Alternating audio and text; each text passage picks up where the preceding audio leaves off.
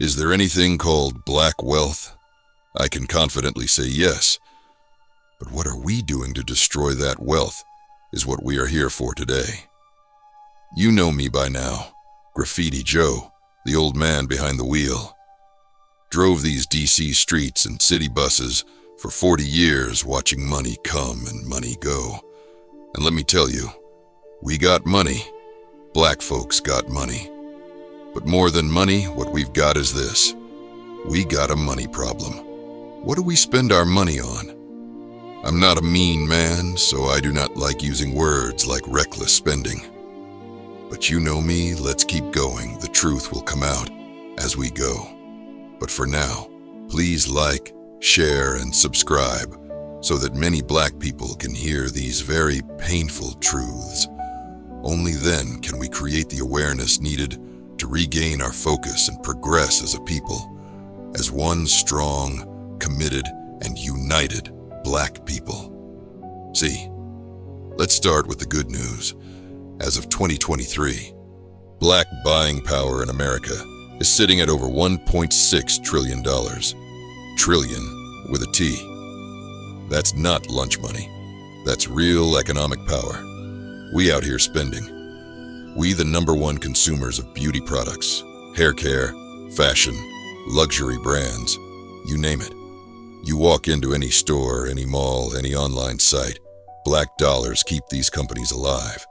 But here's the ugly part. While we spending, we not building. According to data from the Federal Reserve, the average black family holds about 1/10 the wealth of the average white family. You heard me right. For every dollar of wealth they have, we got a dime.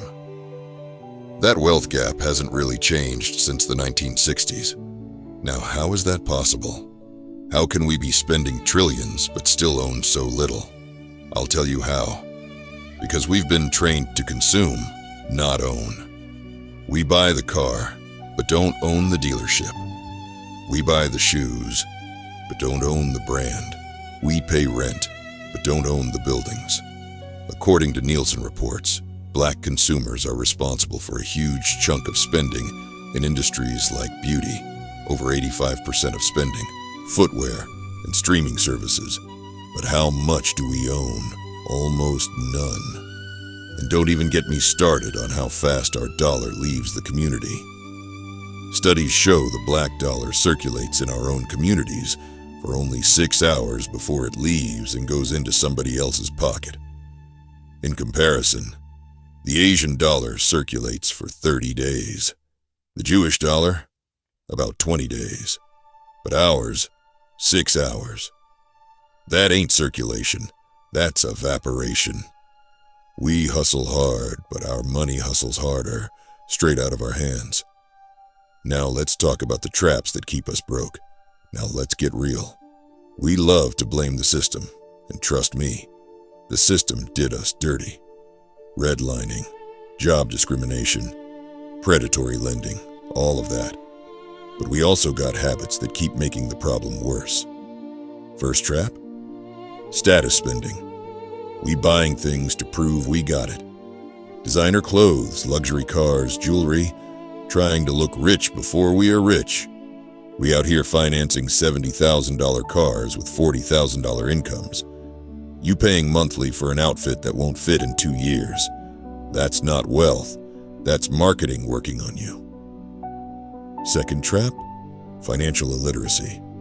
Many of us never got taught how money works. Schools didn't teach us about credit scores, compound interest, investing, taxes, real estate, or insurance. So we walk into adulthood blind, and the world happily takes advantage of our ignorance. Third trap, generational starting line. We start behind. Our grandparents weren't able to build wealth to pass down.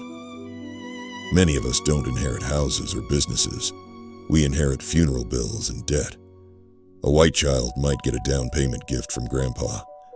We might get handed an overdue light bill. Fourth trap, short-term mindset. We live for the weekend. We want fast money, not long money. We scared to invest because we want guaranteed results. But wealth is built slow. brick by brick, year by year. Fifth trap, lack of ownership. We don't own enough businesses, land, or property. In 2022, less than 2% of U.S. employer businesses were Black-owned. Less than 1% of farmland is owned by Black Americans. Ownership is the foundation of wealth, but we're still stuck on rent, leases, and contracts signed with other people's names on top. And finally, scared of talking money.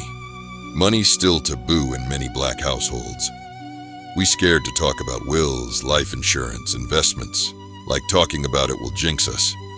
Meanwhile, other cultures teach money at the dinner table.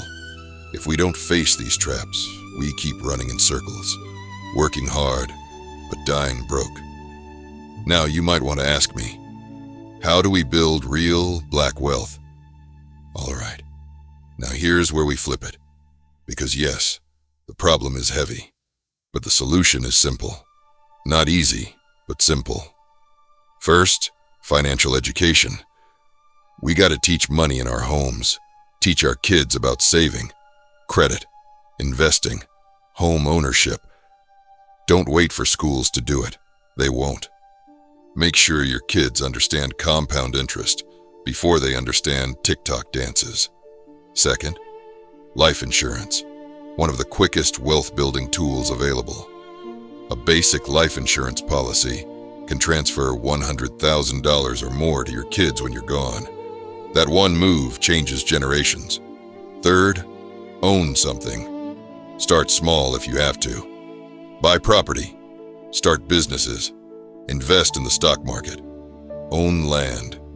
Own intellectual property. Own your brand. Ownership turns work into wealth. Fourth, group economics. We don't have to do it alone. Families can invest together. Friends can form investment groups. Churches can create funds. The black dollar is powerful if we learn to circulate it among ourselves first. Fifth, shift our mindsets. We gotta stop flexing and start building. Wealth is quiet. It's not about showing off. It's about stability, freedom, and legacy. Sixth, protect your wealth. Write wills, set up trusts, create clear plans for what happens to your assets when you're gone. Don't leave your family fighting over what you built. Because real black wealth ain't about driving a Benz today. It's about making sure your grandkids don't have to start from zero. And I'll leave you with this.